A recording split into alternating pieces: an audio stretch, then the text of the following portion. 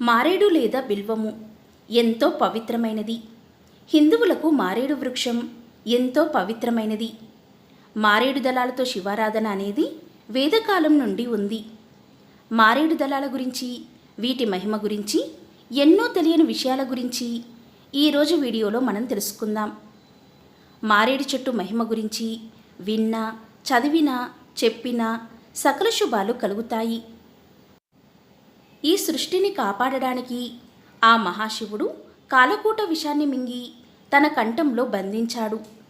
కాలకూట విషాన్ని మింగడం వలన మహాశివుడు తీవ్రమైన వేడికి లోనవుతూ ఉంటాడు. మారేడు దళాలు ఎంతో చల్లదనాన్ని కలిగిస్తూ ఉంటాయి. కాబట్టి వీటితో మహాశివయ్యను అర్చిస్తూ ఉంటారు. మారేడు దళం అంటే ఆ శివయ్యకు ఎంతో ఇష్టం. మారేడాకులు 3 కలిసి శివుడి 3 కన్నుల్లాగా ఉంటాయి. అంతేకాదు, త్రిశూలానికి చిహ్నంగా మారేడు దళాన్ని హిందువులు భావిస్తారు. సాక్షాత్తు ఆ మహాశివుడే మారేడు చెట్టు కింద నివాసం ఉంటాడని పరమ పవిత్రమైన పురాణాలు, వేదాలు చెబుతున్నాయి. శివస్వరూపంగా కొలిచే బిల్వవృక్షం మొత్తం 14 భువనాల్లోనూ పుణ్యక్షేత్రాలకు బిల్వవృక్షం సూచకం అంటారు. ఈ వృక్షం చుట్టూ దీపారాధన చేసిన వారికి శివ సాన్నిధ్యం కలుగుతుందని పురాణ వివరణ ఉంది. ఇంతటి విశేషమైన మహిమగల మారేడు చెట్టు నీడన ఒక్కరికి అన్నం పెట్టినా 1,000,000 మందికి అన్నదానం చేసిన ఫలితం కలుగుతుంది. ఈ పవిత్ర వృక్షం కింద ఒక శివభక్తుడికి పాలతో చేసిన పొంగల్ని పెడితే అలాంటి వారికి ఎన్ని జన్మల్లోనైనా దారిద్ర్యం ఉండదు. చాలామందికి అన్నదానం చేయాలనే కోరిక ఉంటుంది, కానీ ఆర్థిక స్తోమత ఉండదు. అలాంటి వారు మారేడు చెట్టు కింద ఒక భక్తుడికి అన్నదానం చేస్తే 1,000,000 మందికి అన్నదానం చేసిన పుణ్యాన్ని వారు పొందుతారు. ఇది పురాణాల్లో చెప్పిన మాట. శ్రీ మహావిష్ణువు లక్ష్మీదేవి శివుడి గురించి తపస్సు చేస్తూ ఉండగా లక్ష్మీదేవి కుడి చేతి నుండి బిల్వ వృక్షం అంటే మారేడు వృక్షం పుట్టింది. శ్రీ మహావిష్ణువు ఈ బిల్వపత్రాలతో శివుణ్ణి పూజించగా శంకరుడు వారికి ప్రత్యక్షమై సర్వదేవతోత్వము, జగద్రక్షణ సామర్థ్యము వరంగా ఇచ్చాడు. బిల్వవృక్షాన్ని శ్రీఫలము మరియు శ్రీవృక్షమని కూడా పిలుస్తారు. వైకుంఠంలో, మందర పర్వతంపై, స్వర్గలోకంలో, పుణ్యక్షేత్రాలలో దేవతలు ఈ వృక్షాన్ని నాటారు. నిత్యం శివలింగానికి కానీ, శ్రీయంత్రానికి కానీ బిల్వదళములను సమర్పించిన వారు సకల పుణ్యాలను పొందుతారు. వారి దారిద్ర్యం నశించి ఐశ్వర్యవంతులు అవుతారు. పురుగులతో కొరకబడినవైనా సరే, లేతవైనా సరే 3 దళములు గల బిల్వములచే శివుణ్ణి పూజించిన వారు శివ సాహిత్యాన్ని పొందుతారు.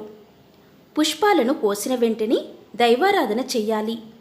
కానీ బిల్వపత్రాన్ని 10 రోజుల క్రితం కోసిన దళమైనా పూజకు పనికి వస్తుంది.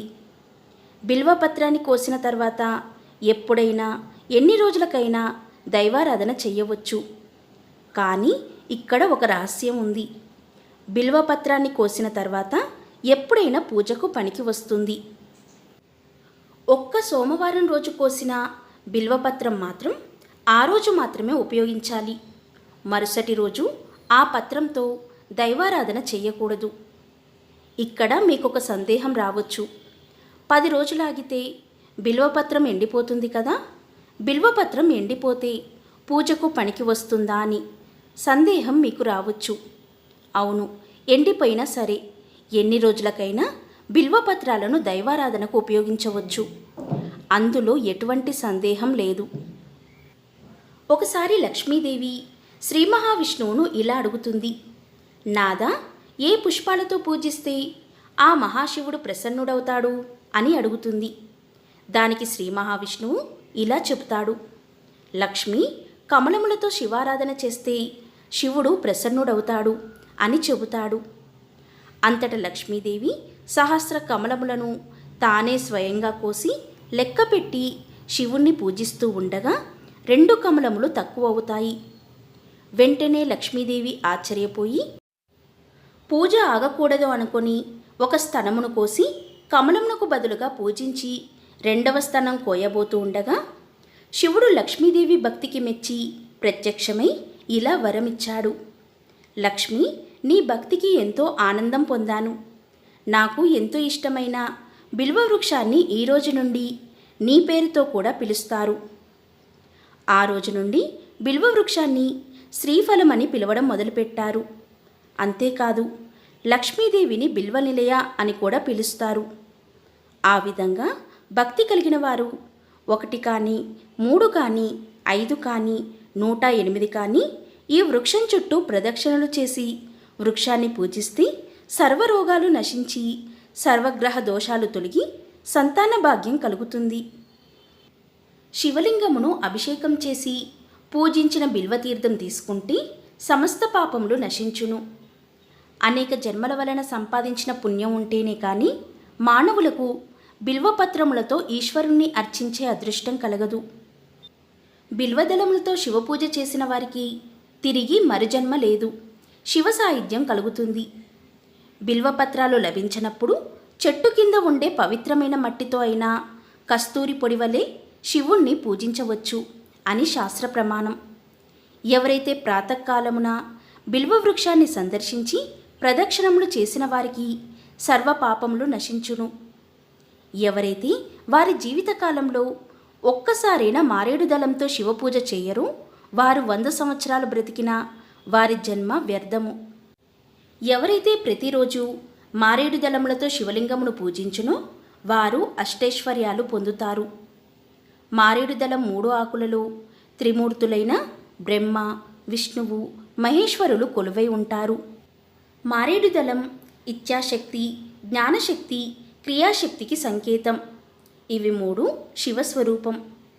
మారేడు చెట్టు ఎక్కడున్నా లేదంటే దేవాలయాలలో ఉండే మారేడు చెట్టు దగ్గరికి వెళ్ళి హుండీలో 11 రూపాయలు వేసి ఈ పూజ చేస్తే మీ ఇంట్లో అన్ని శుభాలే కలిగి సకల ఐశ్వర్యాలు కలుగుతాయి.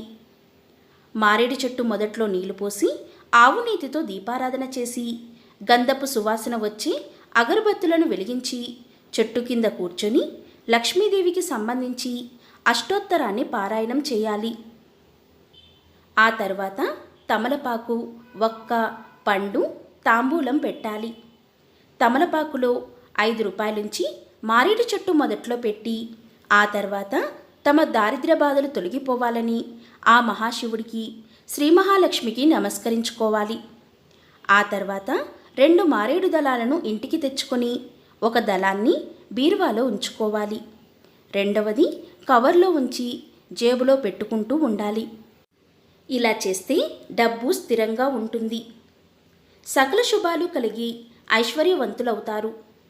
మారేడు చెట్టు మొదట్లో శ్రద్ధగా వరుసలో దీపాలు పెడితే వారికి తత్వజ్ఞానం లభించి చివరికి మహేశ్వరుల్లో ఐక్యమయ్యే అదృష్టం కలుగుతుంది. కొత్త చిగురుతో ఉన్న మారేడు కొమ్మను తాకడం వలన పాపాలన్నీ విముక్తవుతాయి. శివరాత్రి రోజు తెలుసో తెలియకో ఒక్క మారేడు దళాన్ని శివలింగం మీద పెడితే ఆ జన్మలోని పాపాలన్నీ నశించి 1,000,000 జన్మల పుణ్యం కలుగుతుంది. మారేడు చెట్టు మహాదేవుడి స్వరూపం. ఆ చెట్టును దేవతలంతా స్తుతిస్తూ ఉంటారు. లోకంలో ప్రసిద్ధి చెందిన పుణ్యతీర్థాలు ఎన్ని ఉన్నాయో అవన్నీ మారేడు చెట్టు పాదులో ఉంటాయి. ఆ మహాశివుడి అనుగ్రహం సంపాదించాలి అంటే మారేడు చెట్టు మొదల్ని నిత్యం నీటితో తడుపుతున్న ఆ భక్తుల ఇంట సంతానం వర్ధిల్లుతుంది, సుఖంగా జీవిస్తారు. బిల్వపత్రాలను పూజించడం వెనుక ఒక శాస్త్రీయత దాగి ఉంది. గాలిని, నీటిని శుభ్రపరచడంలో మారేడు ఆకులను మించినవి లేవు. ఈ చెట్టు నుండి వీచే గాలి శరీరానికి సోకడం ఎంతో మంచిది. ఈ గాలిని పీల్చడం వలన మేలు జరుగుతుంది, జబ్బులు రావు. బాహ్య అంతర కణాలు అశుద్ధం కాకుండా ఉండేలా చేసి దేహాన్ని శ్రేష్టంగా ఉంచుతుంది. దేవాలయం గర్భగుడిలో గాలి సోకదు, సూర్యకిరణాలు ప్రసరించవు, కనుక స్వచ్ఛత కోల్పోయే అవకాశం ఉంది. అలాంటి వాతావరణంలో మారేడు ఆకులు స్వచ్ఛతను కలగజేస్తాయి. అదే మారేడు విశిష్టత. సూర్యుడిలో ఉండే తేజస్సు మారేడులో ఉంటుంది. శరీరం లోపలి భాగాల్లో, బయట వాతావరణంలో ఎక్కడ చెడు ప్రభావం ఉన్నా దాన్ని హరించి మెరుగుపరచడమే మారేడు లక్షణం. బిల్వపత్రాన్ని సోమవారం కోయకూడదు. ఒకవేళ కోస్తే ఆ దళాన్ని ఆ రోజే పూజకు వినియోగించాలి. అదేవిధంగా మంగళవారం, ఆరుద్ర నక్షత్రం, సంధ్యా సమయంలో, రాత్రి వేళల్లో, శివరాత్రి రోజున, సంక్రాంతి రోజున, పండుగల సమయాలలో కోయకూడదు.